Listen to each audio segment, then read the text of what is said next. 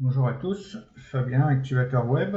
Aujourd'hui, je viens vers vous avec un tutoriel concernant Flexbox et son utilisation dans CSS. Alors, l'idée de ce tutoriel n'est pas de réinventer la roue. De nombreux tutoriels existent sur Internet, très bien faits, et nous pouvons nous appuyer sur des feuilles de triche ou sur des guides qui sont eux aussi très bien faits, très bien expliqués. Euh, Ce que je veux ici, c'est simplement, par la pratique, essayer de vous faire comprendre l'utilité de Flexbox dans nos feuilles de style CSS.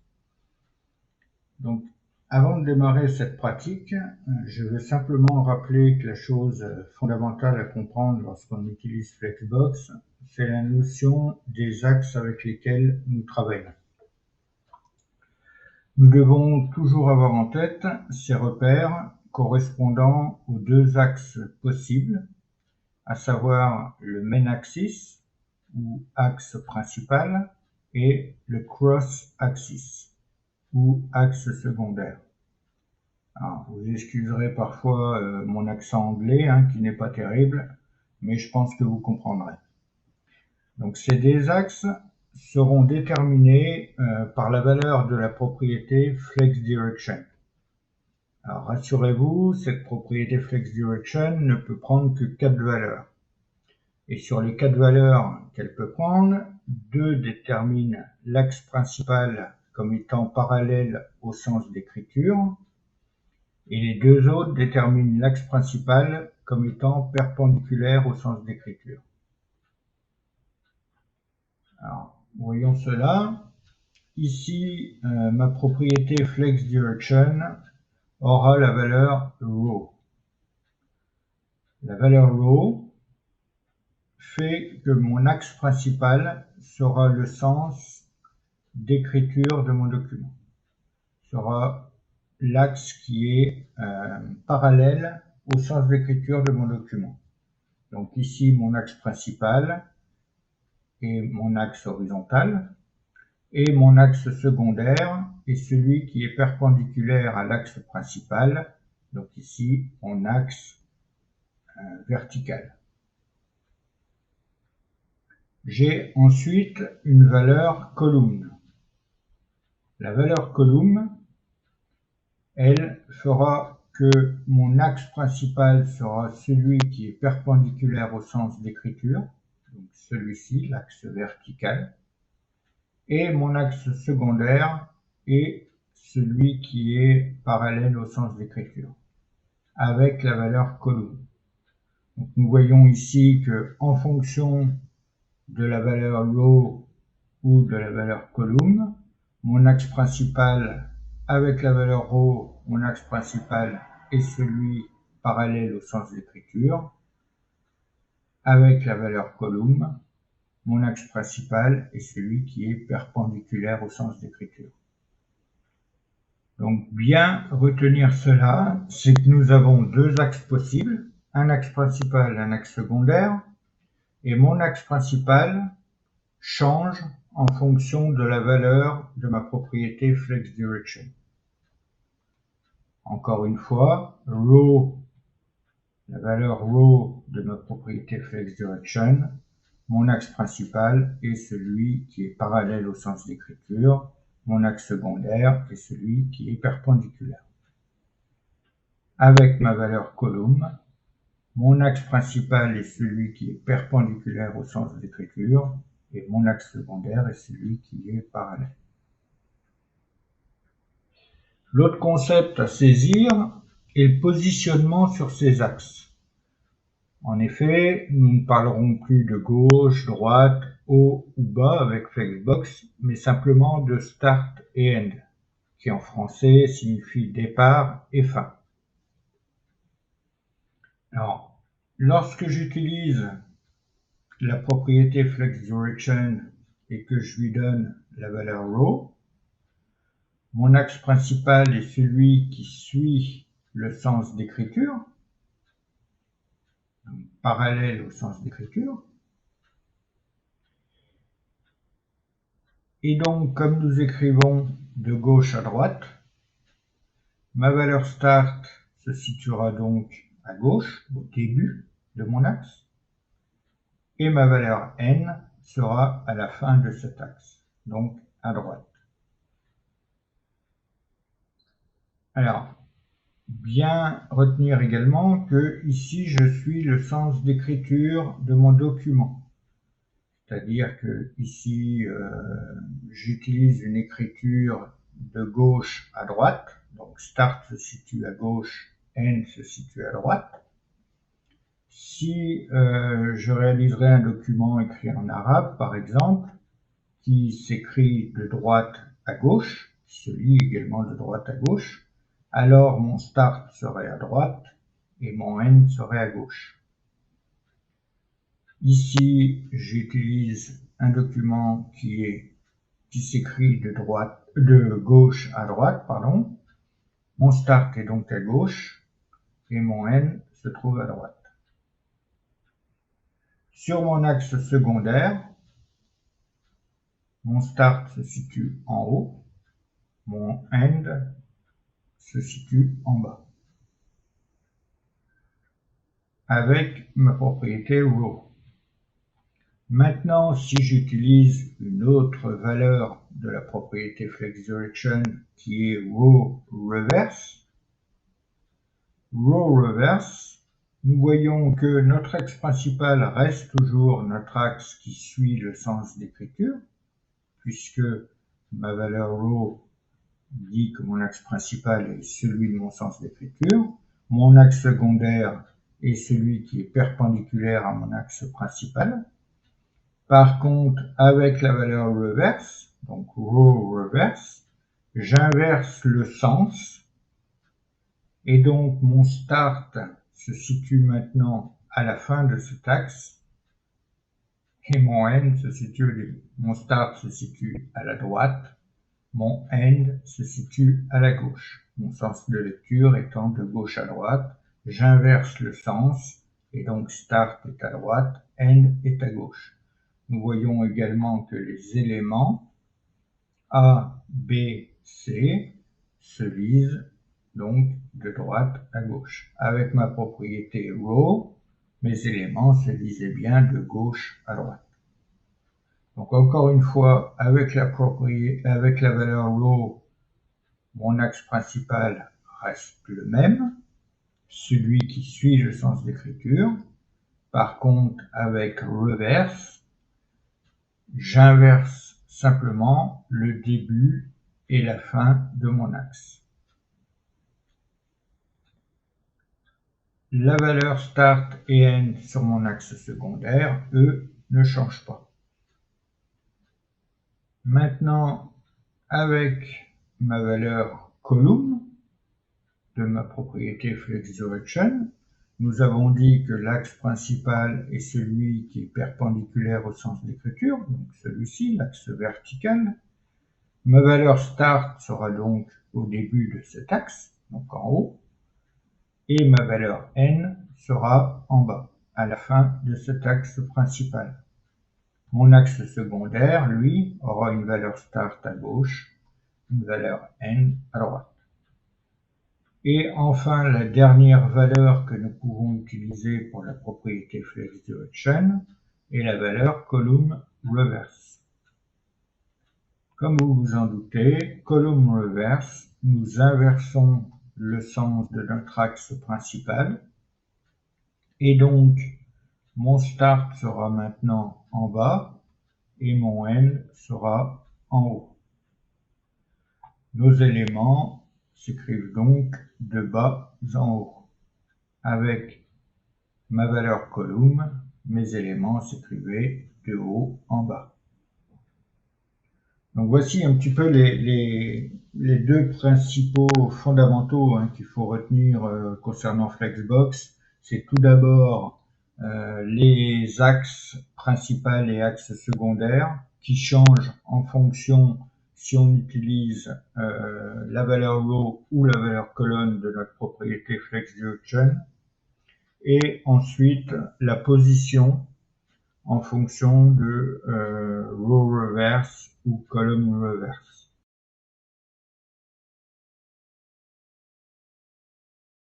Après avoir vu les fondamentaux de Flexbox, à savoir les axes et les positions, nous allons passer au code et voir ce que ça donne dans la pratique.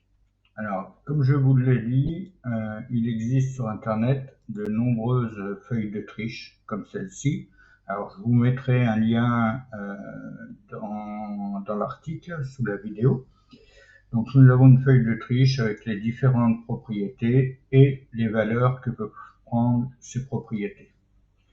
Également, à noter un guide chez CSS Tricks avec la possibilité de télécharger un poster qui nous rappellera toutes les règles de Flexbox. Alors, pour ma part, je vais m'appuyer sur cette feuille de triche de Flexbox malven.co. Je vous mettrai de toute façon les deux liens ici dans la vidéo et quelques autres liens qui pourront vous aider. Donc après, concernant le document sur lequel on va travailler, donc ici j'ai mon index HTML qui est simplement, comme vous pouvez le voir, un header avec un titre H1 et la section, une section contenant 3 articles. Les articles, alors pour le style de cette feuille, j'utilise une feuille de style externe avec simplement une font family pour la police d'écriture, le header avec une couleur et une hauteur, mais le plus important ici étant les articles à laquelle pour le moment j'ai simplement donné une marge interne et une marge externe et une couleur d'arrière-plan. Et nous avons ensuite une section à laquelle j'ai donné une bordure rouge pour mieux la distinguer et une marge de 10 pixels. Alors, comme nous le voyons, pour le moment, nous n'avons encore pas utilisé Flexbox dans notre CSS. Donc, pour le moment, nos articles s'affichent ainsi.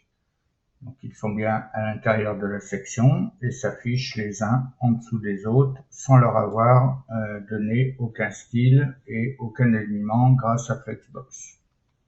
Alors, si je regarde ma feuille de triche, ma première propriété est display. Display, et je vois que celle-ci peut prendre deux valeurs, flex et inline flex. Lorsque nous utilisons un Flexbox sur un de nos éléments, nous créons un conteneur flexible. Alors pour cela, il nous suffit de donner la propriété display à cet élément et sa valeur, donc qui sera soit flex, soit inline flex. Et dès que nous donnons cette valeur à la propriété display d'un élément, ces enfants deviennent des éléments flexibles qu'on appellera alors des flex items. Alors, ce qui veut dire que si je veux aligner par exemple mes articles, je dois donner la propriété display avec une valeur flex ou flex inline à mon parent pour que ceci s'aligne. Ici, les parents de mes articles, le parent de mes articles est la section. Je vais donc donner un display flex comme valeur, voyons celle-là, display flex. Automatiquement, nous voyons que les enfants de ma section, qui sont mes articles ici, s'alignent automatiquement les uns à côté des autres. En effet, lorsque j'applique la propriété display avec la valeur flex ou flex inline, par défaut, tous les éléments flexibles s'affichent en ligne horizontale, ce qui veut dire que la valeur par défaut de flex direction est row. Nous l'avons vu dans la vidéo d'introduction, la valeur row fait que notre axe principal est notre axe qui suit le sens d'écriture et notre axe secondaire est celui qui est perpendiculaire à l'axe principal. Ici, mon axe principal suit le sens d'écriture et mes éléments, mes articles, sont bien affichés dans le sens d'écriture.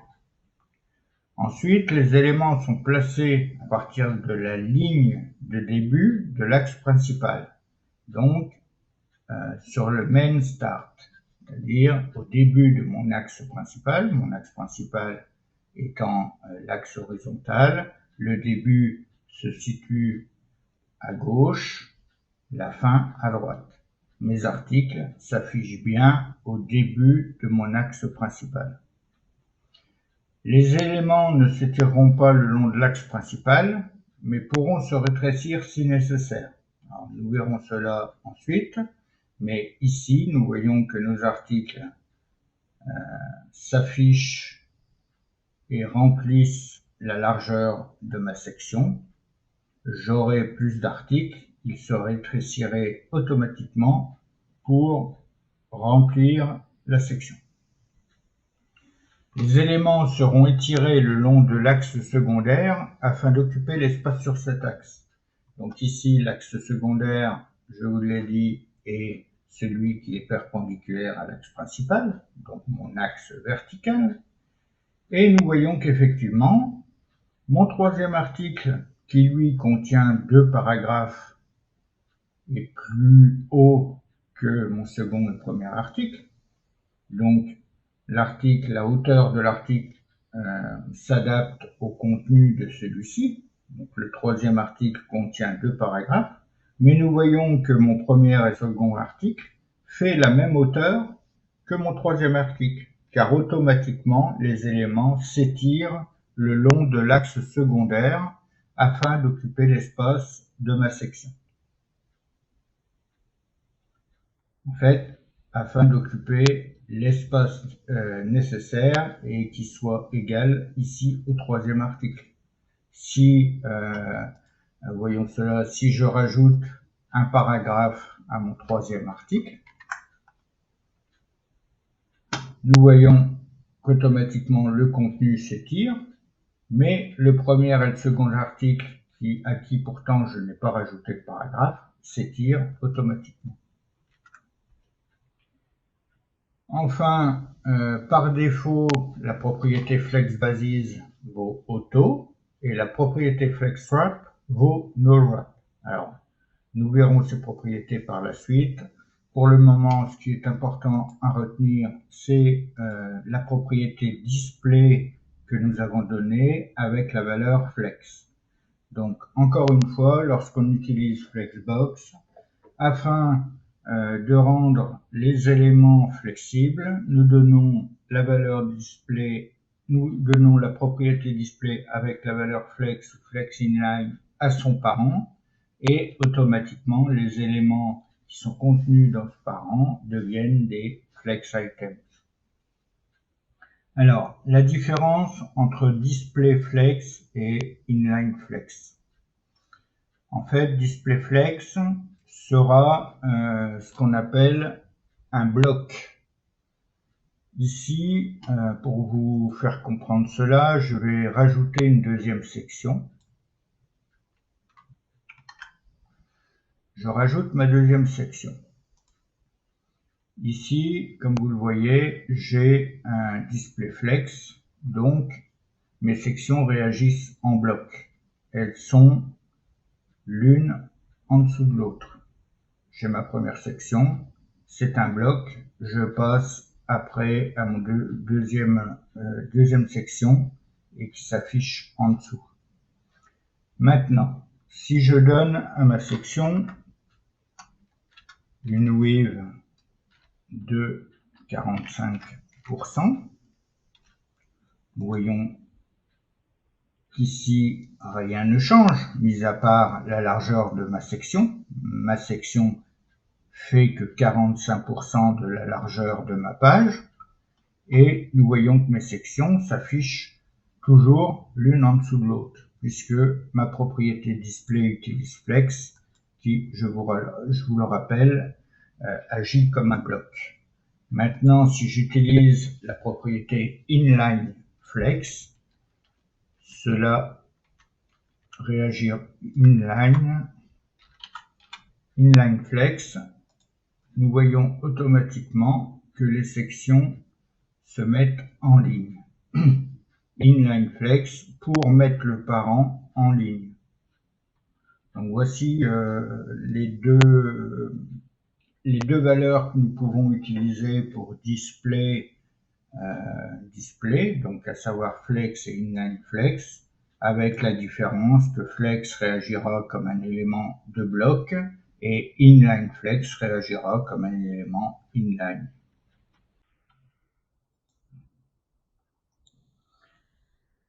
Alors, la prochaine propriété de Flexbox, ici sur ma feuille d'Autriche, est Flex Direction. Nous en avons déjà parlé dans la vidéo d'introduction concernant les axes, puisqu'effectivement, c'est cette valeur que nous donnerons à la propriété Flex Direction qui déterminera nos axes. Nous avons 4 valeurs, row, row reverse, column et column reverse. Alors, voyons cela sur notre code. Ici, j'applique la propriété Flex Direction à laquelle je vais donner la valeur row. Ici, rien ne change. Si vous vous rappelez, je vous ai dit que lorsque nous appliquons la propriété displayFlex à notre parent, automatiquement, la valeur par défaut de FlexDirection est row, donc en ligne. Elle suit l'axe principal. Notre axe principal avec row étant, je vous le rappelle, notre axe qui suit le sens d'écriture. L'autre valeur est row reverse. Row reverse. Nous voyons ici un changement. Notre axe principal reste bien toujours notre axe qui suit le sens d'écriture, mais avec la valeur reverse, row reverse, nous inversons le départ et la fin de notre axe. Ici, le départ se situera maintenant à droite et notre fin se situera à gauche. Nous avons inversé le sens de notre axe, puisque comme je vous l'ai dit, l'axe principal avec row et row reverse suit le sens d'écriture du document étant de gauche à droite. Ici, nous inversons les valeurs start et end. Donc start se situe à droite. Mon premier article s'affiche à droite. Mon dernier article, mon troisième article, s'affiche à gauche. Avec la propriété row, nous avons vu qu'automatiquement et par défaut, mon premier article s'affiche au début de mon axe, start, et mon troisième article s'affiche à la fin, end.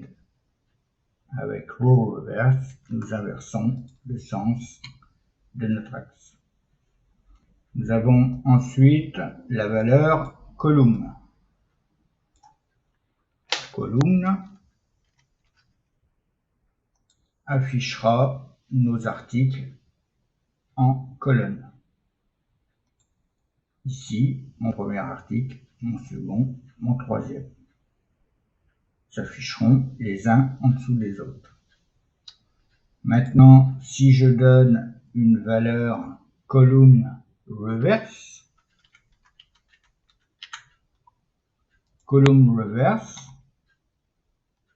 avec les valeurs column et column reverse, nous avons dit que notre axe principal cette fois est l'axe perpendiculaire à notre sens d'écriture et notre axe secondaire sera celui qui est parallèle au sens d'écriture. Ici, avec la valeur reverse, column reverse, mon premier article s'affichera en bas, mon troisième article s'affichera en haut. Lorsque j'écris column, mon axe secondaire, mon axe principal est bien mon axe perpendiculaire au sens d'écriture et mon premier article s'affiche au début de mon axe secondaire, de mon axe principal, pardon, et mon troisième article s'affiche à la fin de mon axe principal. Avec la valeur column reverse, nous inversons le sens de notre axe principal. Et mon premier article se situe maintenant en bas et mon troisième article se situe en haut. Donc voilà pour la propriété flex direction. Alors, la prochaine propriété est la propriété flex wrap. Flex wrap peut prendre trois valeurs qui sont no wrap, wrap et wrap reverse. Donc flex wrap nous servira pour renvoyer nos éléments à la ligne lorsqu'ils sont trop nombreux et que le contenu ne peut pas les contenir tous sur une seule ligne. Ici, j'ai rajouté 9 articles, donc j'ai en tout 12 articles.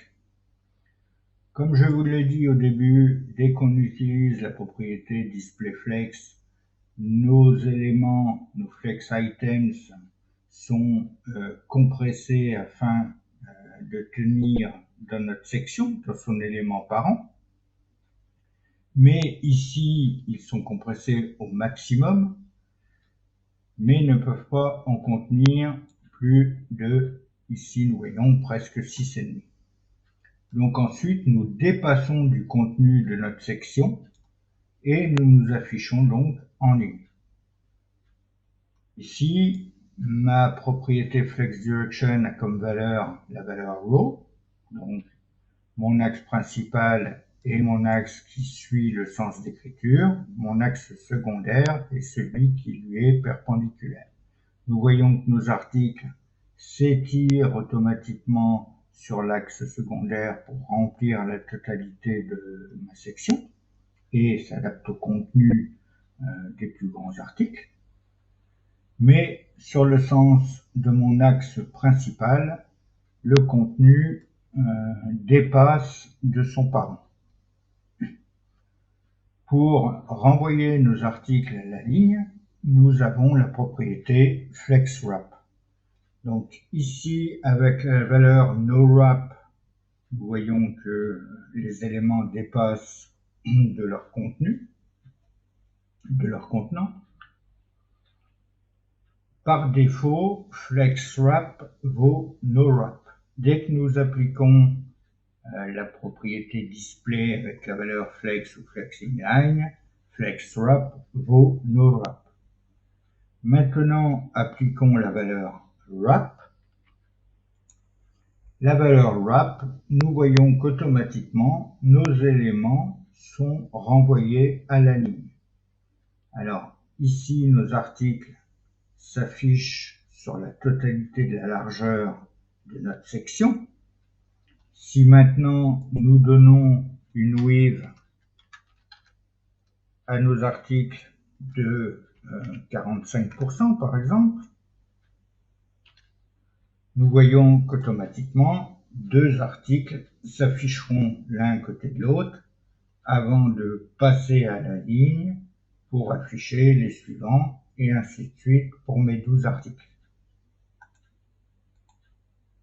Si j'aurais donné une valeur de 25 ou même 30%,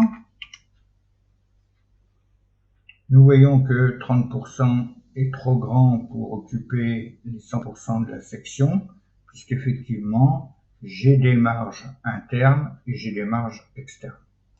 Donc, si je donne 25%, maintenant j'ai bien 3 articles qui s'affichent, avec l'espace qui reste s'affiche à la fin de mon axe principal.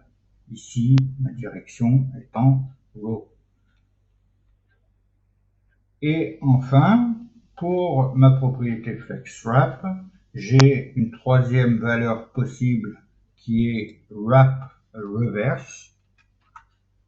Comme vous vous en doutez, wrap reverse, reverse étant inversé, nous inversons le sens de notre axe principal et du renvoi à la ligne. Ici, j'ai mon 12e article qui s'affiche en premier, mon 11e, mon 10e, 9e, etc. Mon premier article s'affichant, lui, tout en bas à gauche. Donc voilà pour cette propriété FlexWrap. Alors, avec la propriété FlexWrap et FlexDirectionRow, il faut savoir qu'il existe une propriété raccourcie qui va synthétiser ces deux propriétés FlexDirection et FlexWrap. Et cette propriété raccourcie est FlexFlow. Alors, si j'enlève mes deux propriétés FlexDirection et FlexWrap, je mets ici un FlexFlow auquel la première valeur que je vais donner sera ma valeur de FlexDirection, donc Row. Et la deuxième valeur que je vais donner sera ma valeur de FlexWrap. Ici, si je donne Wrap, nous voyons que le résultat est la même chose que lorsque j'avais écrit FlexDirectionRow et FlexWrap Wrap. C'est une propriété raccourcie, FlexFlow. Cela évite à chaque fois d'écrire FlexDirection avec la valeur et FlexWrap avec la valeur. Nous écrivons FlexFlow, Row Wrap pour cette valeur. Nous aurions pu aussi mettre un No Wrap. Ici, elles s'afficheront en ligne sans retour à la ligne. Nous aurions pu également écrire un Wrap Reverse. Ici, nous voyons 12e article qui s'affiche et le sens de mon axe a été inversé. Nous aurions pu également mettre un Row Reverse. Row Reverse, nous voyons alors que mon premier article s'affiche en premier à droite, mon troisième à gauche, et ainsi de suite. Nous aurions pu également mettre un column reverse affichant le 12e article en premier et mon premier article en dernier. La valeur column reverse inversant le sens de mon axe principal, qui ici, mon axe principal, étant donné que j'utilise la valeur column et mon axe qui est perpendiculaire au sens d'écriture, et avec sa valeur reverse, j'inverse le sens de départ et de fin de mon axe. Si je mets un column affichera mes articles en colonne avec le premier article en haut et mon dernier article tout en bas. Ici, si j'enlève ma weave, je vois que mes articles s'afficheront sur la largeur totale de ma section et s'afficheront les uns en dessous des autres. Donc voilà pour la propriété raccourcie FlexFlow. On l'utilise très souvent car beaucoup plus simple que d'écrire un FlexDirection et un FlexWrap. Maintenant, vous pouvez également au départ écrire FlexDirection et FlexWrap pour vous aider à retenir cette notion d'axe et de départ et de fin, et ensuite utiliser la propriété FlexFlow dans un deuxième temps. Alors, nous allons voir maintenant la propriété Justify Content. Justify Content peut prendre 6 valeurs: la valeur FlexStart, la valeur FlexEnd, la valeur Center, Space Between, Space Around, Space Evenly. Voyons ça avec notre colle.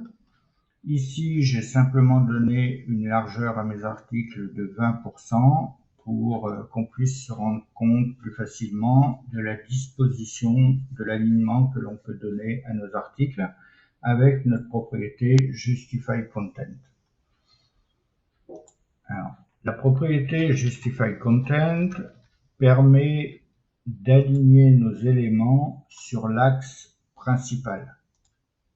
Ici, mon axe principal, étant donné que j'ai donné la valeur row à ma propriété FlexDirection, mon axe principal est donc l'axe qui suit le sens d'écriture. Vous vous en souvenez. Si je donne la valeur FlexStart à ma propriété Justify Content, nous voyons qu'il ne se passe rien, rien ne bouge. Effectivement, cette valeur FlexStart de la propriété Justify Content est donnée par défaut dès que nous appliquons un displayFlex. Ici, notre axe principal est donc celui qui suit le sens d'écriture, de gauche à droite, et nous avons dit que par défaut, nos éléments s'affichent au début de notre axe principal. FlexStart, la valeur de Justify Content, aligne donc nos éléments au début de notre axe principal. Si maintenant j'utilise la valeur FlexEnd, FlexEnd nous affichera nos articles à partir de la fin de notre axe principal et l'espace disponible sera mis au début de notre axe principal. Nous avons également la valeur Center, qui, comme vous vous en doutez, centrera nos articles dans notre élément parent, dans notre section, et l'espace disponible sera réparti avant et après nos articles. Nous avons la valeur Space Between. Space Between affichera mon premier article au départ de mon axe principal, mon dernier élément, qui est ici mon troisième article, à la fin de mon axe principal, et il répartira l'espace entre le premier et le second et le troisième article. Nous avons la valeur Space Around. Space Around nous mettra un espace avant notre premier élément, un espace après notre dernier élément, et il répartira l'espace restant disponible entre le premier élément et le deuxième élément, et notre deuxième et troisième élément.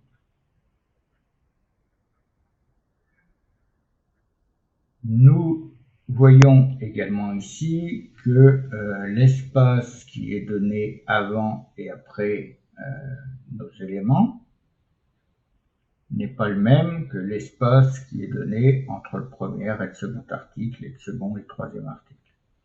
Si nous voulons répartir de façon égale l'espace disponible avant et entre chaque article et après le dernier article, alors nous utiliserons la valeur Space Evenly. Space Evenly nous répartira l'espace disponible à part égale entre nos éléments. Nous voyons ici qu'il est bien réparti de façon égale. Alors, encore une fois, Justify Content est utilisé pour aligner et répartir nos éléments, répartir l'espace disponible entre nos éléments sur notre axe principal. Ici, la valeur row de notre FlexDirection nous dit que notre axe principal est l'axe qui suit le sens d'écriture. Row reverse, nous l'avons vu, inverserait le sens de départ et de fin de notre axe, mais notre axe principal resterait le même et la propriété Justify Content permettrait de la même manière de répartir nos éléments comme nous le voulons sur l'axe principal, qui est l'axe qui suit le sens d'écriture. Maintenant, si j'utilise la propriété, la valeur column pour ma propriété flex direction, nous avons dit alors que notre axe principal devient l'axe qui est perpendiculaire au sens d'écriture. Ici, je vais enlever ma width de 20% pour qu'on se rende mieux compte. Ici, ma propriété justify content a la valeur space evenly. Nous voyons alors que l'espace est réparti de façon égale sur l'axe principal, qui est maintenant l'axe vertical, donc qui va de haut en bas. Notre espace est réparti de façon égale entre chacun de mes éléments, puisque ma valeur est space evenly. Si j'utilise space around mettra un espace avant mon premier élément, un espace après mon troisième élément sur mon axe principal, et il répartira de façon égale l'espace disponible entre mon premier élément et mon deuxième et mon troisième. Si nous utilisons la valeur space between, alors là aussi, mon premier article sera au départ de mon axe principal, mon dernier article à la fin de mon axe principal, et l'espace disponible restant sera réparti entre mes éléments. La valeur center centrera mes éléments sur mon axe principal qui va de haut en bas, avec ma valeur column à ma propriété flex direction, et il répartira l'espace disponible au début de mon axe principal et à la fin de mon axe principal. La valeur flex start permettra d'afficher nos articles au début de mon axe principal, l'espace disponible étant mis à la fin de mon axe principal. Et enfin, la valeur flex end, elle affichera mes éléments à la fin de mon axe principal et laissera l'espace disponible au début de mon axe principal. Voilà pour la propriété justify content. Nous voyons qu'en fonction de la valeur que nous donnons à notre propriété flex direction, effectivement, nous changeons notre axe principal en fonction de sa valeur row ou column, enfin row et row reverse et column reverse.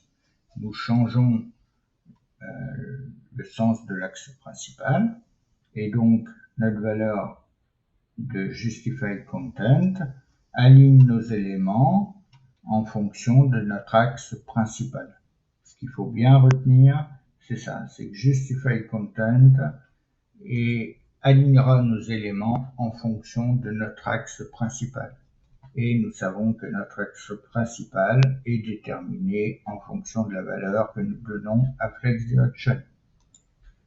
Voilà pour la propriété Justified Content.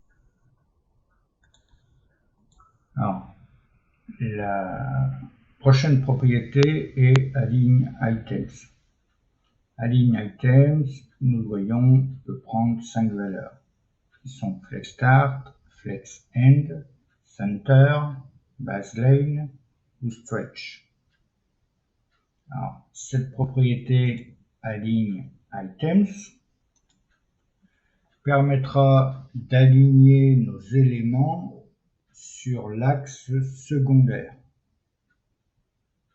On l'a dit, Justify Content lui permet d'aligner et de mettre l'espace disponible entre nos éléments sur notre axe principal. align items, lui, servira à aligner et répartir l'espace disponible sur notre axe secondaire. Ici, si j'applique align items avec la valeur flex start, sans faire de faute, flex start, nous voyons, étant donné que la valeur de ma propriété flex direction est row, mon axe secondaire est celui qui est perpendiculaire à l'axe principal, donc celui qui est vertical ici. Mes articles vont s'afficher au début de mon axe secondaire, donc ici en haut. Si j'utilise la valeur flex end, alors mes éléments vont s'afficher à la fin de mon axe secondaire et l'espace disponible sera mis au début de mon axe secondaire. Nous avons également la valeur center. Center, comme vous indiquez, centre nos éléments et répartit l'espace disponible dans l'élément parent avant et après nos éléments. Au départ de notre axe secondaire et à la fin de notre axe secondaire. Nous avons ensuite une valeur baseline. Alors baseline a la même propriété que notre valeur flex start. En fait, baseline sera utilisé lorsque nous avons des contenus différents. Il affichera la première ligne à la même hauteur partout. Nous utilisons très rarement. Et enfin, nous avons la valeur stretch. Stretch qui est la valeur par défaut et qui étirera nos éléments sur l'axe secondaire. Ici, nous voyons que nos articles sont étirés pour remplir la hauteur de notre section. Stretch étant la valeur par défaut. Nous l'avons vu, si nous n'appliquons pas de propriété align items, nous voyons que la valeur stretch est donnée par défaut. Encore une fois, cette propriété align items, tout comme la propriété justify content, réagit en fonction d'un axe. Ici, align items réagit en fonction de l'axe secondaire. Donc ici, nous l'avons vu, nous étions avec la valeur row, ou row reverse, la chose, je pense que vous avez compris maintenant. Si nous mettons la valeur column, l'axe secondaire maintenant se situe de gauche à droite, puisqu'il est perpendiculaire à mon axe principal, qui lui est l'axe ici vertical.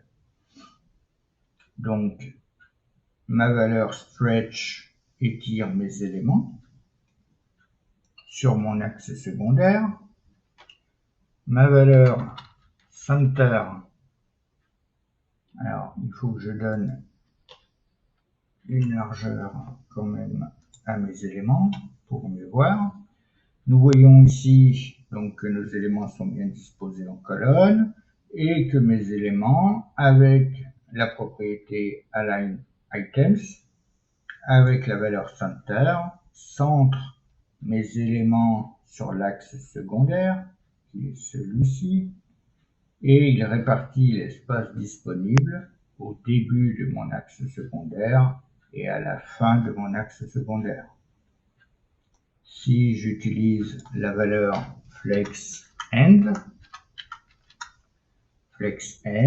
mettra mes articles à la fin de mon axe secondaire et mettra l'espace disponible au début de mon axe secondaire. Et enfin, la valeur flex start FlexStart affichera mes articles au début de mon axe secondaire, qui se trouve à gauche, et laissera l'espace disponible à la fin de mon axe secondaire, qui est ici à droite. Donc voilà pour cette propriété Align Items. Nous voyons que tout comme la propriété Justify Content, elle dépendra également de la valeur que nous donnons à notre propriété Flex Direction qui change l'axe principal. Alors, nous avons également la propriété Align Content. Align Content s'utilise uniquement lorsque nos éléments sont répartis sur plusieurs lignes. Ici, j'ai utilisé la Flex Direction Row et la propriété FlexWrap Wrap pour renvoyer mes articles à la ligne. Si maintenant je donne un align content qui a pour valeur flex start, nous voyons que mes articles vont s'afficher au début de mon axe secondaire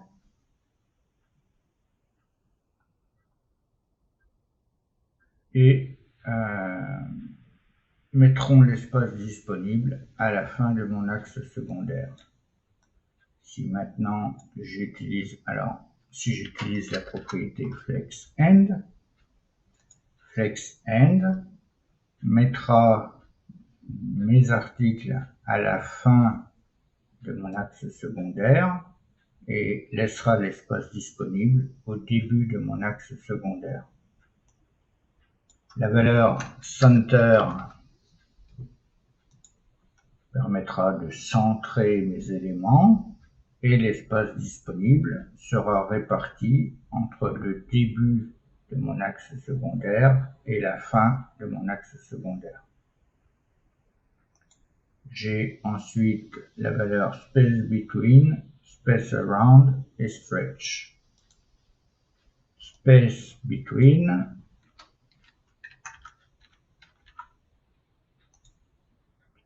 permettra de répartir ma première ligne au début de mon axe secondaire et ma deuxième ligne à la fin de mon axe secondaire. Et l'espace disponible sera mis entre ces deux lignes. La valeur space around de la propriété align content mettra un espace avant ma première ligne, un espace après ma dernière ligne, et l'espace restant sera réparti entre ma première et deuxième ligne. Et enfin, la valeur stretch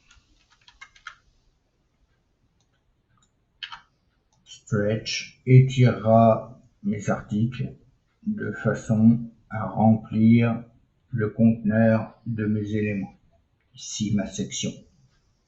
Nous voyons que la première et la seconde ligne s'étirent afin de remplir le contenu de ma section.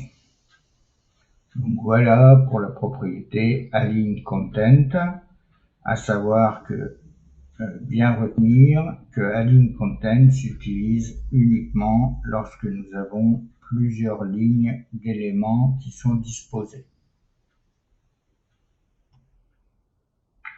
Voilà pour toutes ces propriétés.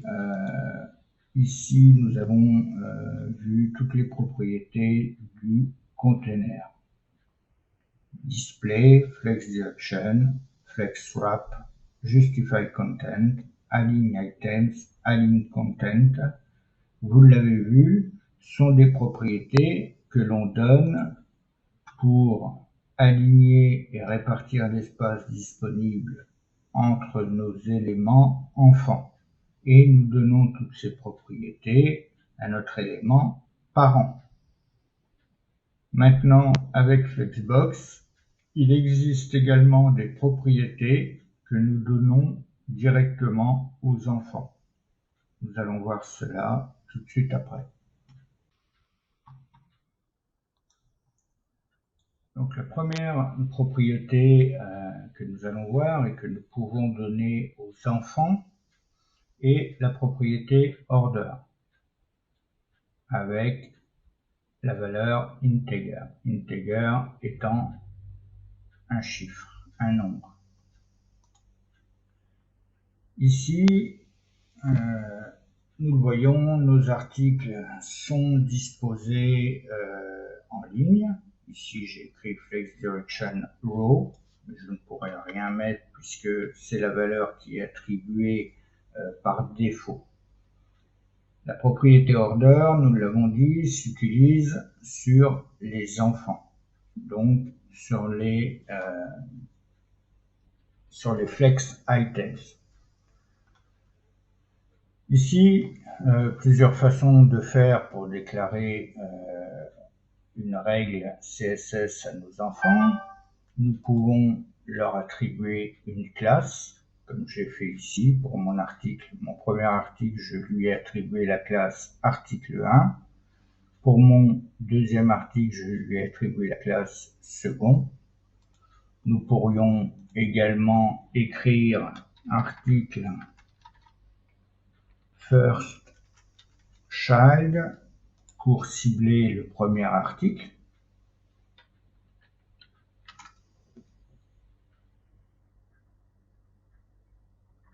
Ici, si je cible mon premier article et que je lui donne la propriété order et que je lui donne la valeur 1, nous voyons tout de suite que mon premier article s'affiche maintenant après les deux autres. En effet, la propriété order a une valeur par défaut qui est 0. À partir du moment où nous donnons la valeur 1 à mon premier article, alors celui-ci va se placer après les autres qui ont une valeur 0. Si maintenant je prends ma classe second, qui est la classe que j'ai donnée à mon deuxième article, et que je lui donne la propriété order avec la valeur 2, nous voyons que maintenant mon second article s'affiche après mon premier article qui lui a la valeur 1 de la propriété order, et ceci s'affiche après mon troisième article qui lui n'a pas été modifié et a donc par défaut la valeur 0 de la propriété order. Nous voyons qu'avec cette propriété order que nous donnons à nos éléments, à nos flex items, nous pouvons modifier leur positionnement sans modifier notre document HTML. C'est donc une propriété très intéressante pour cela. Bien retenir que par défaut, cette propriété order a la valeur 0 et en fonction de la valeur que nous donnerons maintenant à notre propriété order à nos flex items, nous les positionnerons comme nous voulons. Ici, si je redonne une valeur qui est de 3 à mon premier article, nous voyons alors qu'il s'affiche après mon second, qui lui a une valeur de 2. Voilà un petit peu pour ordonner nos éléments, comment nous procéderons, et voilà ce qu'il en était de la propriété order. Alors, nous avons ensuite la propriété flexGrow que nous pouvons donner à nos éléments enfants. FlexGrow déterminera en fait la place qui sera utilisée par chacun de nos éléments. Donc en fait, la proportion de ces éléments flexibles dans l'espace avec la propriété FlexGrow. Si nous donnons comme valeur à cette propriété FlexGrow la valeur de 1, les éléments prendront tous une portion égale de l'espace libre après calcul du remplissage et de la marge. Cette valeur est appelée une valeur de proportion. Par défaut, la valeur de FlexGrow vaut 1. Ici, mes articles ont la valeur 1 à la propriété FlexGrow. Nous voyons qu'ils sont de la même taille. Si maintenant je souhaite modifier cette proportion, je vais appliquer à par exemple, mon second article, à laquelle j'ai attribué la classe second. Je vais lui donner la valeur FlexGrow de 2.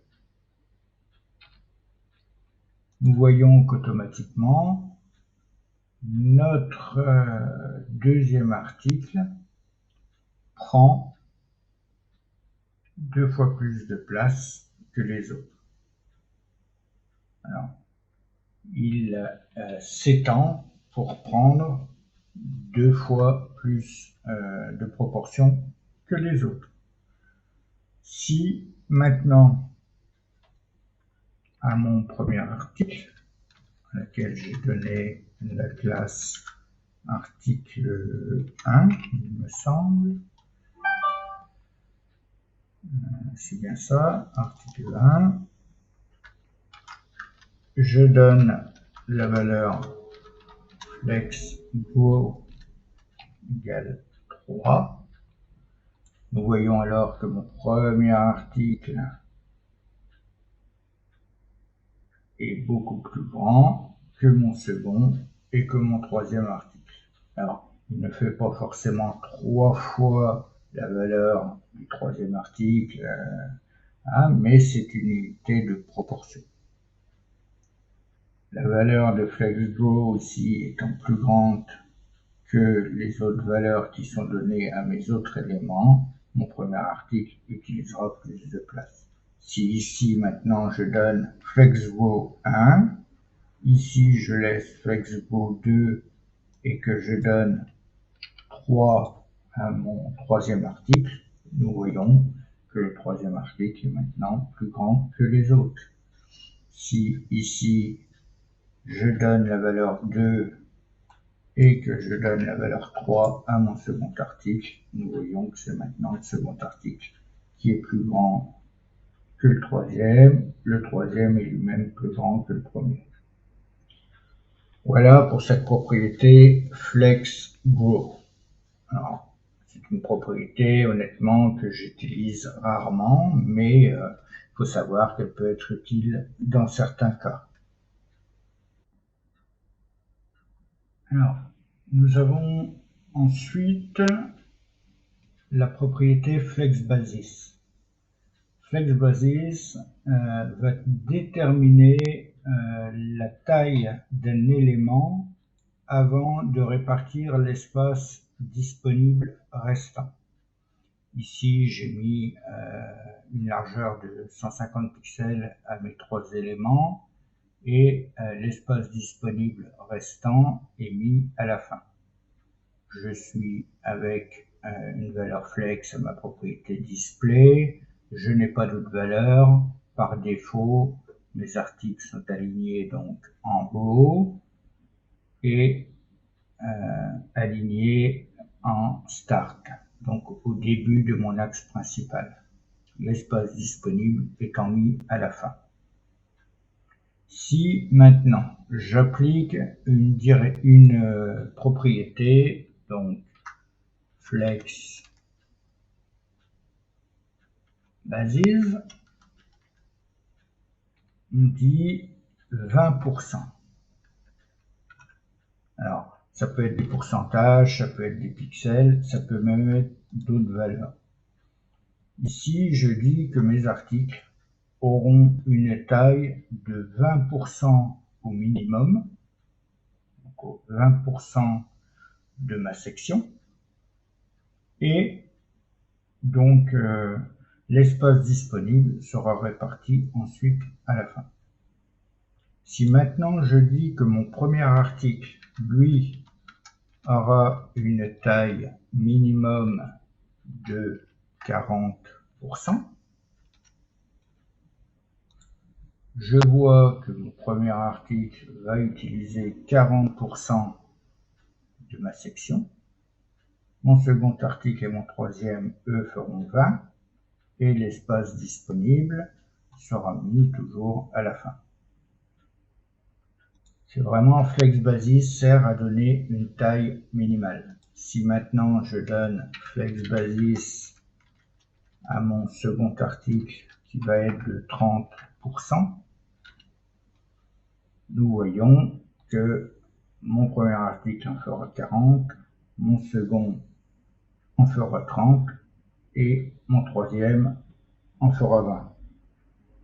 Alors, je peux changer également ces valeurs. Encore une fois, ce qu'il faut comprendre, c'est que cette taille est la taille minimale qui sera donnée à notre article, et l'espace restant sera réparti en fonction de la valeur que nous donnerons à notre élément parent. Donc voilà un petit peu comment on peut gérer les tailles de nos différents éléments avec cette propriété FlexBasis. Nous avons ensuite la propriété FlexShrink. FlexShrink, tout comme FlexGrow, est une propriété de proportion. Elle nous donnera la valeur pour réduire nos éléments. FlexGrow étendait nos éléments, FlexShrink va les réduire. Ici, si je donne une propriété FlexShrink à mes articles avec la valeur 1, rien ne bouge puisque cette valeur 1 est la valeur par défaut de FlexShrink. Si je donne FlexShrink à mon article 1 et que je lui donne la valeur 2, nous voyons que mon premier article est compressé afin de laisser mon troisième et second article occuper l'espace disponible. Si maintenant à mon second article je donne également la propriété FlexShrink et que je lui donne la valeur 3, nous voyons que mon second article est compressé beaucoup plus que mon premier article qui lui a la valeur 2, mon troisième article ayant la valeur 1. Si maintenant j'inverse en mettant la valeur 1 ici et la valeur 3 dans mon dernier article, nous voyons que c'est maintenant mon second article qui a la valeur 2, mon article qui a la valeur 3 et la valeur par défaut de mon second article qui est de 1, la valeur de mon article 1 qui est 2 se compressera beaucoup plus, et le troisième qui a une valeur de 3 se compressera encore plus. Voilà pour cette propriété FlexShrink qui honnêtement pour ma part je ne l'utilise pratiquement jamais. Il faut savoir que pour ces propriétés FlexGrow, FlexBasis et FlexShrink, nous pouvons utiliser une propriété raccourcie qui est Flex. Flex prendra comme première valeur la valeur de FlexGrow, Comme deuxième valeur, la valeur de flex shrink. Et comme troisième valeur, la valeur flex basis. Ainsi, si nous utilisons flex, nous pouvons dire flex go a une valeur de 1, flex shrink a une valeur de 2 et mon flex basis fera 200 pixels.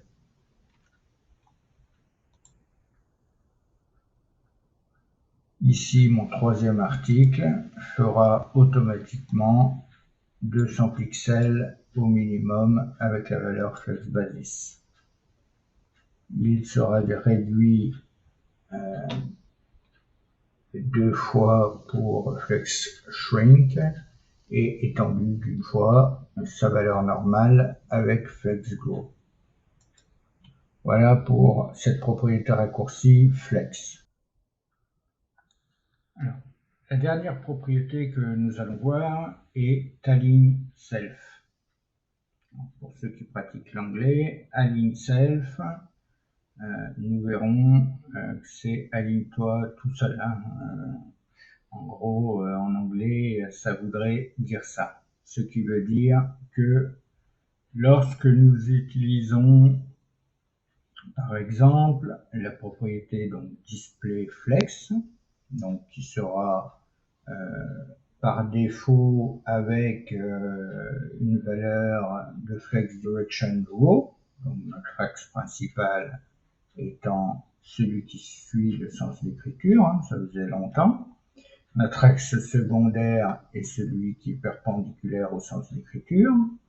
Ici, j'ai donné la valeur center à ma propriété align items. Align items, je vous le rappelle, gère les éléments, l'alignement et l'espace qu'il y a sur l'axe secondaire. Mon axe secondaire ici étant de haut en bas, je donne la valeur center à mes articles. Il me centre donc mes articles et répartit l'espace disponible restant au début de mon axe secondaire et à la fin de mon axe secondaire. Très bien. Maintenant, je vois que mes articles sont affichés centrés tous les trois. Comment faire si je veux qu'un de ces articles ne soit pas centré, mais se trouve en haut par exemple, ou en bas? Il me suffit alors d'appliquer la propriété align self. Je vais donc cibler mon premier article, donc soit avec ma classe que j'ai mis à mon premier article, ma classe qui est article 1. Donc article 1. Je vais lui mettre la propriété align self. Align self, nous voyons, applique les mêmes propriétés qu'align items, à savoir flex start, flex end, center, baseline ou stretch. Ici, si je mets la valeur flex start, alors mon premier article va s'afficher au début de mon axe secondaire, mes autres articles restant au centre. Si pour mon second article, à laquelle j'ai donné la classe second, je lui donne la propriété align self et que je lui donne une valeur flex end. J'ai maintenant mon premier article donc, qui a la valeur flex start qui s'affiche au départ de mon axe secondaire. Mon second article qui lui a la valeur flex end s'affichera à la fin de mon axe secondaire. Mon dernier article ayant la valeur center restera centré. Voilà comment nous pouvons gérer la position des articles avec la propriété align self.